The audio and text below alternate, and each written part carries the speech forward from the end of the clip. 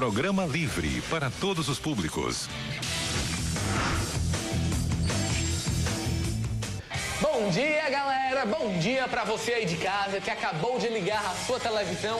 Nesse sábado de Páscoa, você aí que está no seu sofá comendo seu ovo de Páscoa e vendo o nosso programa, o único programa da TV brasileira que você encontra tudo sobre animação japonesa, quadrinhos, cinema, tecnologia e muito mais.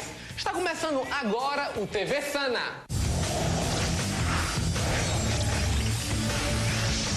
E no programa dessa semana, na nossa área de cultura japonesa, a gente vai ver uma super matéria que a Clarice fez numa academia de Aikido aqui em Fortaleza.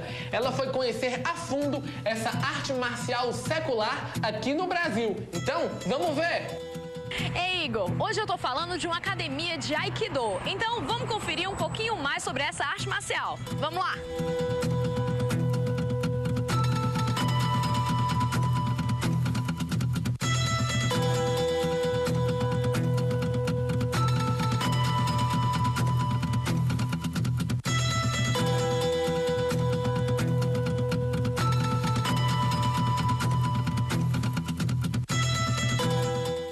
Pessoal, esse é o Sensei Paulo Lins, que vai falar um pouco pra gente sobre o Aikido. Então, Sensei, de onde surgiu o Aikido?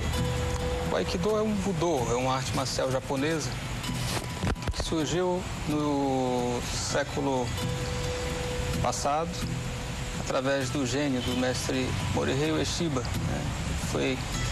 Treinou e foi extremamente graduado nas diversas artes antigas do Japão, né, que são chamadas de Koryu.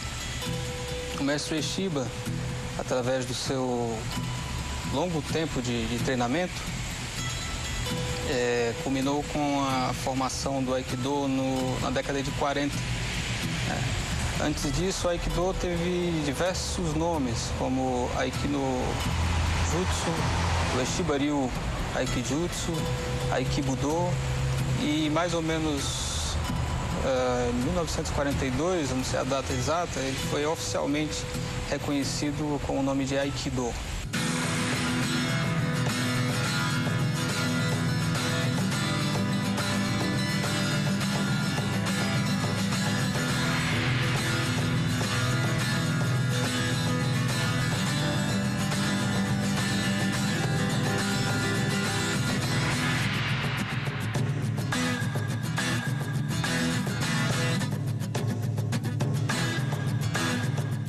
Pessoal, essa aqui é a Luciana e ela tá começando agora a praticar aqui.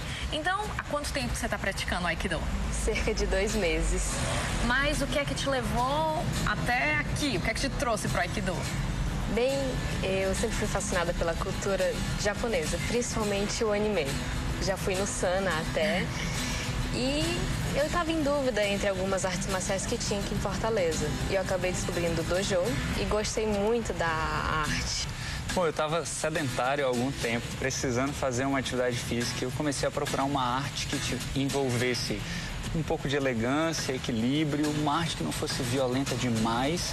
E eu encontrei essas coisas no Aikido. Eu vim visitar aqui uma vez, participei de uma aula experimental e fui muito encantado com o Aikido. E desde lá eu tenho treinado com bastante afinco. O que é que te encanta mais aqui? É a maneira harmoniosa dos movimentos, ajuda na coluna por acaso. E realmente é muito divertido. As pessoas são bem amigáveis.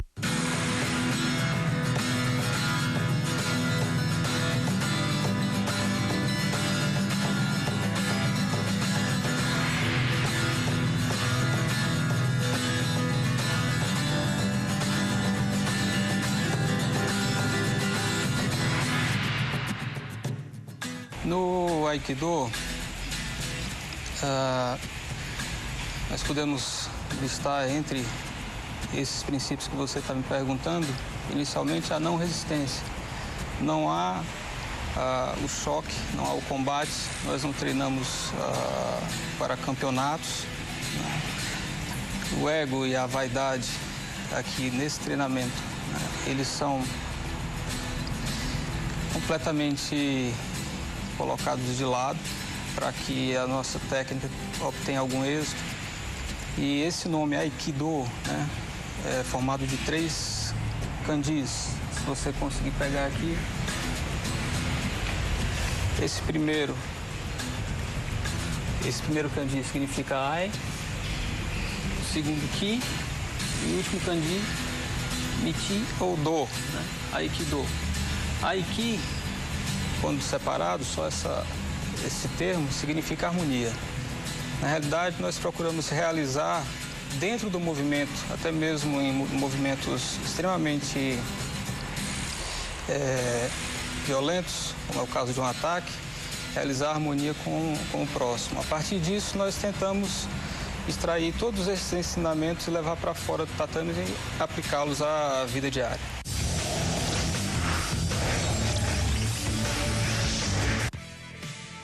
E agora a gente vai falar de mais uma série que acabou de ser lançada no Japão. Pra você aí de casa que gosta do gênero Super Sentai, ou pra você que não conhece, é aquele grupo de super-heróis coloridos que veio pro Brasil na década de 90 com os nomes de Changeman, Flashman. Pois é, no Japão acaba de ser lançado mais uma série desse gênero, a 33ª do gênero Super Sentai, chamada Samurai Sentai Shinken Ranger. E essa série você conhece com exclusividade agora no TV Sana. A história se desenvolve em torno de 4 jovens que vivem na cidade Nova Daikoku. Eles vão trabalhar para o filho de um lendário samurai, Shiba Entei, e juntos, os 5 heróis formarão o grupo Samurai Sentai Shinken Ranger. O maior desafio do grupo será enfrentar e destruir os planos de Gendoshu, um bando mal encarado que quer dominar o mundo usando a energia vital do Ki. A série se baseia no espírito dos samurais e cada um dos personagens representa um elemento da terra, como fogo, água, ar, terra e madeira. Além disso, os heróis têm espadas para combater seus inimigos e também comandam animais que se juntam para formar o clássico robô gigante do Super Sentai.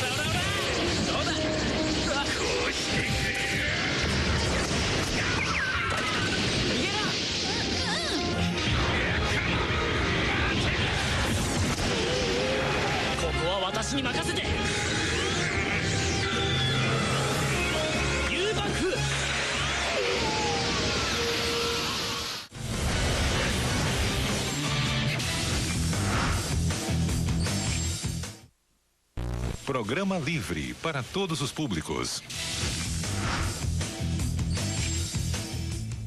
E a gente está de volta, galera, com o TV Sana, e eu tô aqui com o Marcos no nosso quadro do Fundo do Baú. Tudo bom, Marcos? Tudo bom, Igor?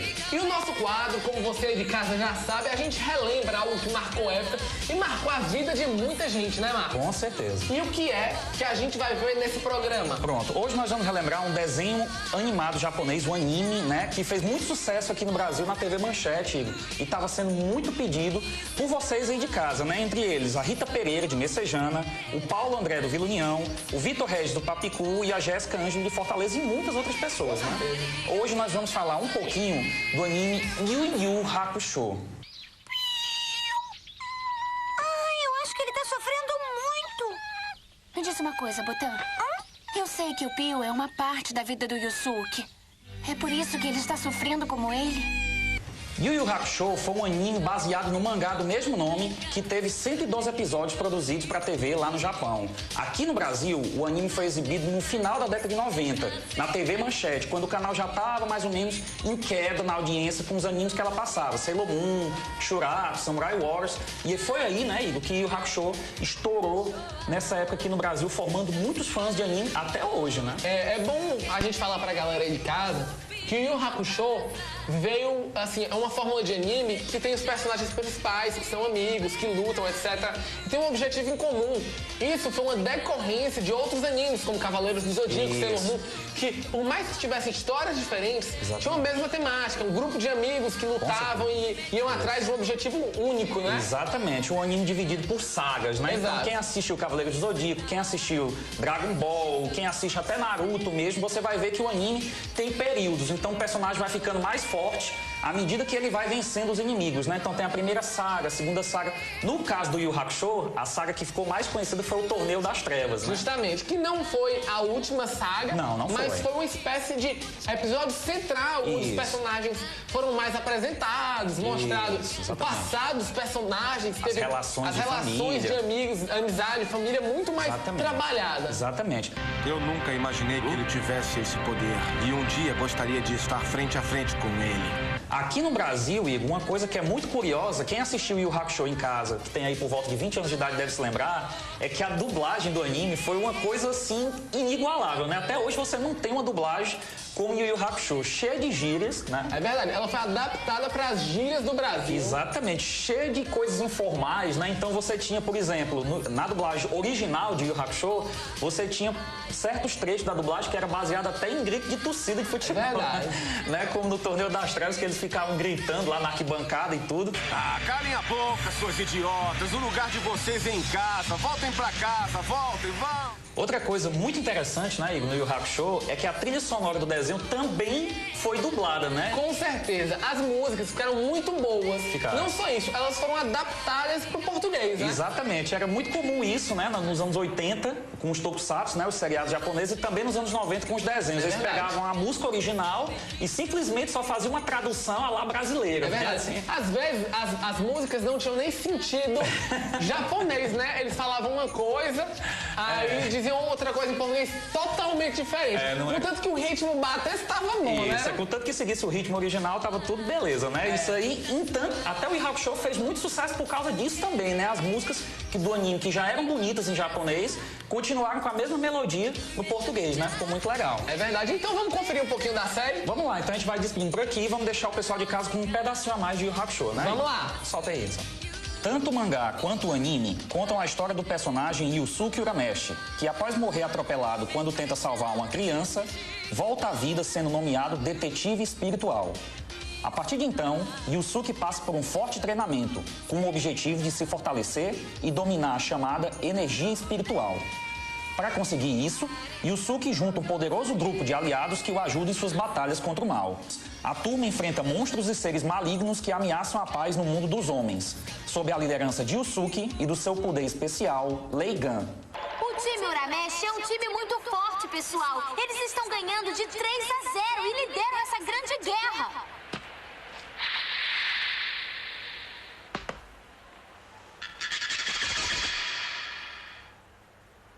Além de imprestável, ainda é traidor. O monstro não valia nada mesmo. É uma pena que tenha terminado desse jeito. Vamos continuar a batalha. Vamos depressa, a luta já começou. Espero que não tenham perdido. Ai, Kazuma! O que foi, Keiko? O Pio tá sofrendo. Ai, eu acho que ele tá sofrendo muito. Me diz uma coisa, Botan. Eu sei que o Pio é uma parte da vida do Yusuke. É por isso que ele está sofrendo como ele?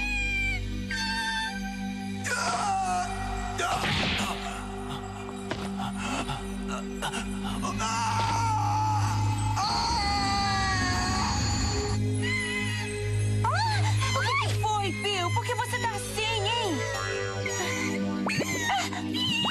Pio, volta aqui! Pio!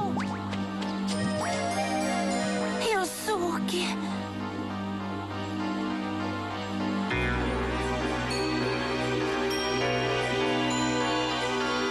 Eu logo vou saber o resultado. Se ele vai superar ou se vai morrer.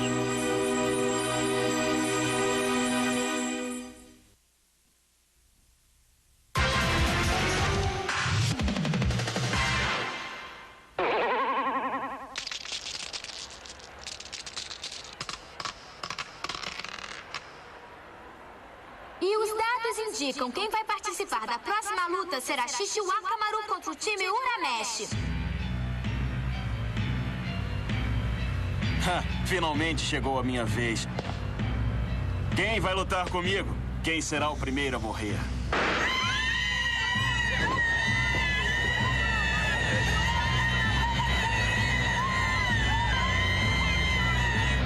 Puxa vida, eu não quero que o Kurama morra. Cala a boca, sua tonta!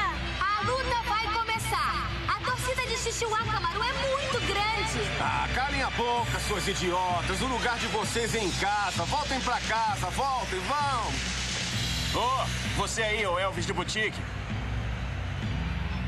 Hã? Ele está se referindo a mim?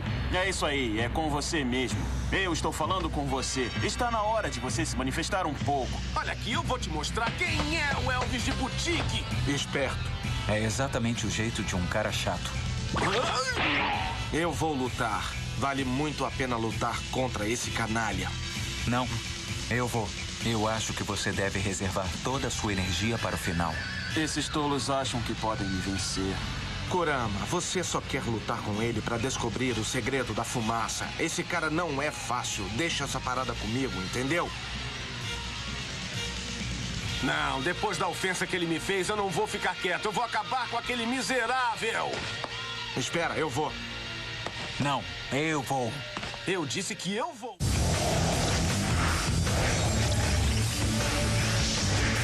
E a gente continua o programa dessa semana no nosso Túnel do Tempo. A gente vai falar agora da história dos videogames.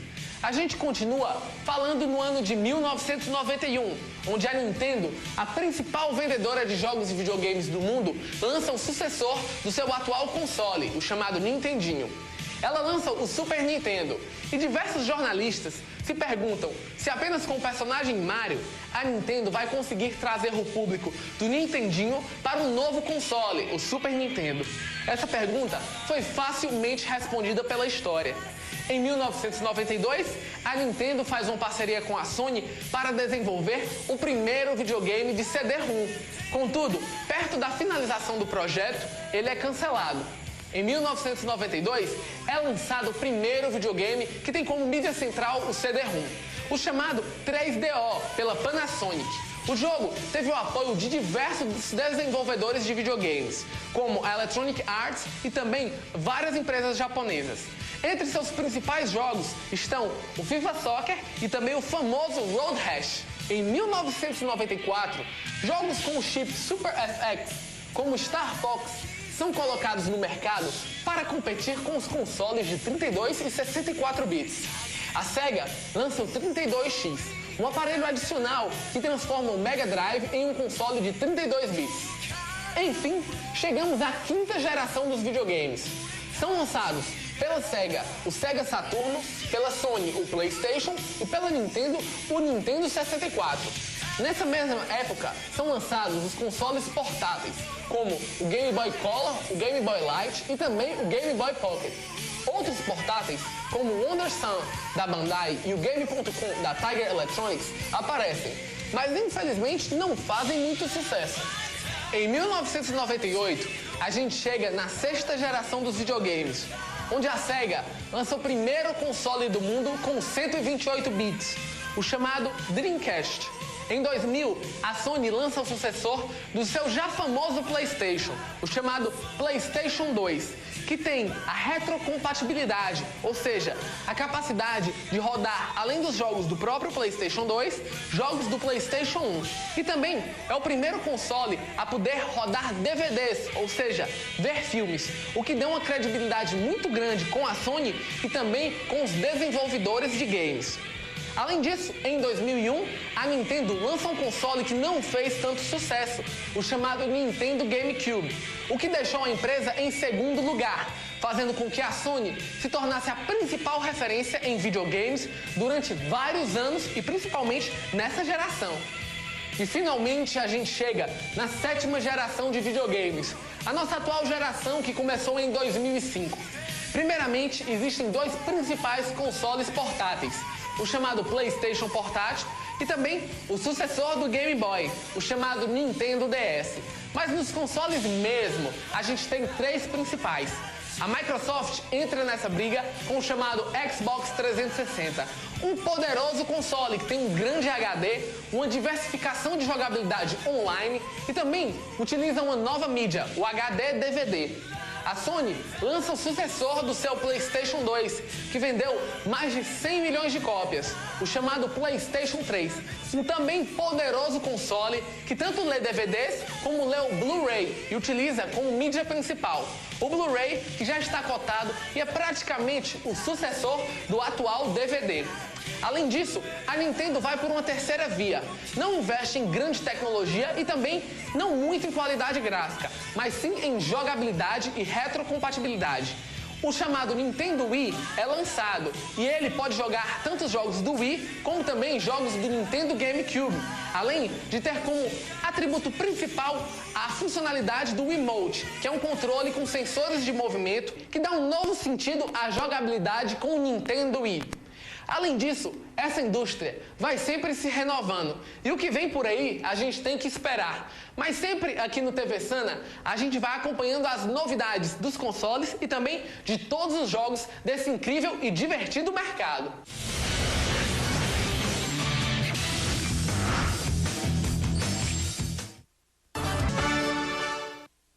Programa livre para todos os públicos. A gente está de volta com o TV Sana, pessoal. E agora você aí de casa vai curtir com exclusividade um pouquinho de J-Music. Vamos lá!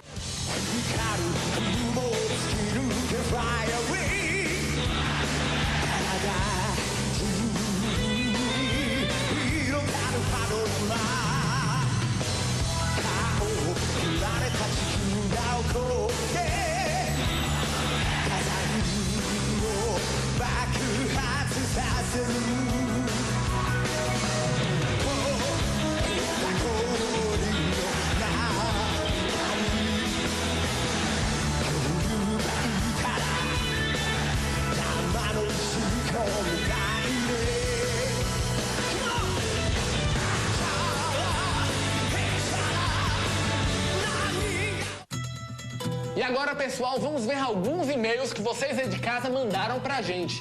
O nosso primeiro e-mail é da Marina Tavares, ela que pede que a gente fale um pouco sobre o anime Fullmetal Alchemist, que foi relançado agora no Japão, e também ela pede que a gente fale um pouco sobre o Maurício de Souza, que lançou agora o mangá da Turma da Mônica Jovem.